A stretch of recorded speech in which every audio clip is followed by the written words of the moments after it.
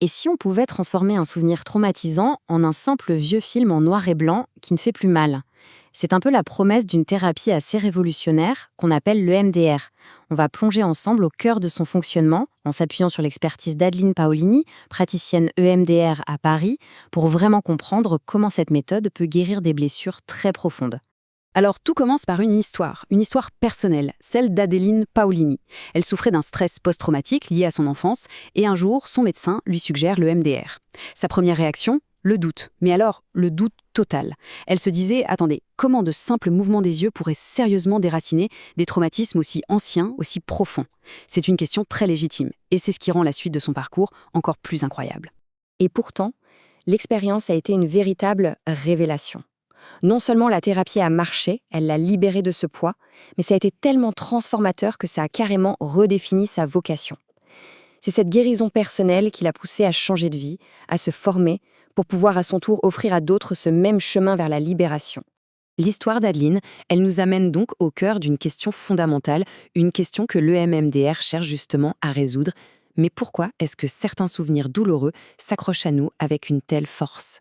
C'est une question qui a l'air simple comme ça, mais qui résonne de manière très douloureuse pour beaucoup de gens. Pourquoi est-ce que certains souvenirs semblent figés dans le temps, qu'ils rejouent en boucle et nous font souffrir comme si c'était hier? En fait, la réponse, elle se trouve dans la façon dont notre cerveau traite l'information. Imaginez votre cerveau comme un système de digestion pour les souvenirs. D'habitude, il digère les expériences, il les classe, il les range. Mais un traumatisme, c'est souvent beaucoup trop lourd à digérer d'un coup.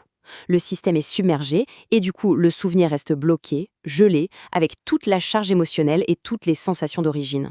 Bon, alors comment on fait pour dégeler ces souvenirs et permettre au cerveau de faire enfin son travail? Eh bien, la solution est venue d'un endroit totalement inattendu, une simple promenade et une observation qui allait changer la face de la psychothérapie. On est en 1987. Une psychologue, Francine Shapiro, se promène et là, elle fait une découverte surprenante sur elle-même. Quand ses yeux bougent rapidement de gauche à droite, l'intensité de ses pensées angoissantes diminue. C'est fou, non? C'est de cette simple observation personnelle qu'est né l'EMDR, qui veut dire en français désensibilisation et retraitement par les mouvements oculaires. Le moteur de l'EMDR, c'est ce qu'on appelle la stimulation bilatérale alternée. L'idée est simple, mais super puissante.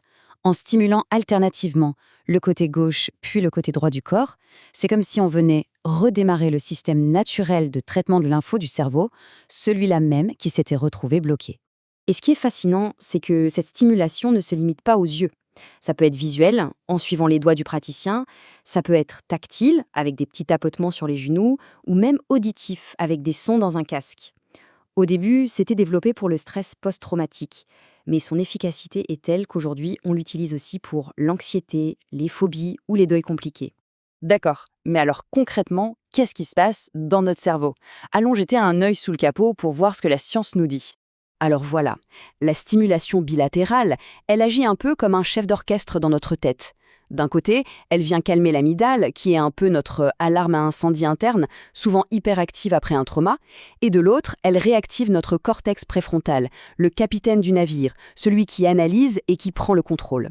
C'est ce double mouvement qui permet au souvenir de perdre sa charge toxique et d'être enfin classé au bon endroit, c'est-à-dire dans le passé. Et les résultats cliniques sont juste spectaculaires. Plus de 30 études scientifiques confirment son efficacité, avec un taux de guérison du stress post-traumatique qui se situe entre 77 et 90%. C'est un chiffre absolument énorme dans le monde de la psychothérapie. Face à des résultats pareils, ce n'est pas surprenant que l'EMDR soit aujourd'hui reconnu et recommandé par les plus grandes organisations de santé du monde entier. On parle de l'OMS, de la Haute Autorité de Santé en France, mais aussi des associations de psychologie aux États-Unis ou au Royaume-Uni. Il y a un vrai consensus scientifique. Mais attention, le MDR, ce n'est pas une solution magique. Son efficacité, elle repose sur un protocole très précis, un parcours qui est rigoureusement structuré et sécurisé pour aller vers la guérison. La thérapie se déroule en 8 phases bien définies. Ça commence par une évaluation de l'histoire de la personne. Ensuite, et cette étape est absolument fondamentale, le praticien aide à construire des outils de stabilisation. L'idée, c'est de s'assurer que la personne se sent en parfaite sécurité avant même de commencer à toucher aux souvenirs difficiles. C'est seulement après ça que le retraitement peut commencer, pour finir par des phases d'intégration et de réévaluation des progrès. Au cœur de tout ce processus, il y a un concept clé, la double attention. L'idée est aussi simple que géniale. On invite la personne à garder un pied dans le souvenir du passé, tout en gardant l'autre pied fermement ancré dans la sécurité du présent, dans le cabinet du thérapeute. C'est cet équilibre parfait qui permet au cerveau de revisiter le trauma sans être submergé et enfin de le digérer. Et le résultat, il est souvent décrit de manière très imagée par les gens qui terminent la thérapie. Comme ce témoignage qui dit c'est comme si le souvenir était devenu un vieux film en noir et blanc. Il ne me fait plus mal. On voit bien que l'objectif ultime de l'EMDR, ce n'est pas d'effacer le passé, mais bien de le transformer. C'est un peu comme l'art japonais du kintsugi, vous savez, quand on répare une poterie cassée avec de l'or. La cicatrice devient une force, elle fait partie de la beauté de l'objet. On ne cherche pas à oublier, on cherche à intégrer le trauma pour passer de ce qui m'est arrivé à ce que j'ai surmonté. Alors, la question qui se pose maintenant, c'est comment on commence ce parcours? Et est-ce que le MDR, c'est la bonne voie pour tout le monde? L'un des aspects les plus remarquables de l'EMDR, c'est souvent sa rapidité.